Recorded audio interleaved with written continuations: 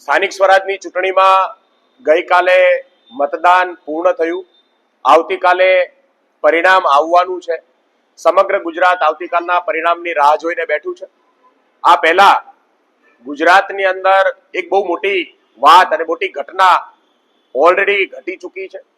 ગુજરાતની અંદર આજ સુધી જ્યારે કશું એવું કહેવાતું કે ગુજરાતમાં કોઈ વિકલ્પ નથી, એવા સમયમાં આમ આદમી પાર્ટીના 5276 જેટલા ઉમેદવારો આમ આદમી પાર્ટીનું ઝાડુ લઈ અને આ વ્યવસ્થાની સામે, ભાજપની સામે ઉતર્યા અને આ ચૂંટણી લડી રહ્યા હતા.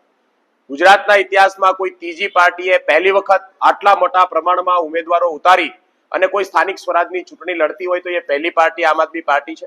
એટલે ગુજરાતના લોકોએ એક વિકલ્પ તરીકે આમ આદમી પાર્ટીને સ્વીકારી છે અને આમ આદમી પાર્ટી એક વિકલ્પ તરીકે ગુજરાતમાં ઉભરી આવી છે. એ વાત આ ચૂંટણીની અંદર પ્રસ્થાપિત થઈ છે. આ સ્થાનિક સ્વરાજની ચૂંટણી લગભગ ભારતીય જનતા પાર્ટીના વિરુદ્ધમાં નથી. આ ચૂંટણી પોલીસ તંત્ર, સરકારી તંત્ર, ગુંડાઓ, બુટલેગરો, બાહુબલીઓ, પૈસાના જોરે ચૂંટણીઓની અંદર મેનિપ્યુલેશન કરતા લોકોના વિરોધમાં ચૂંટણી હતી.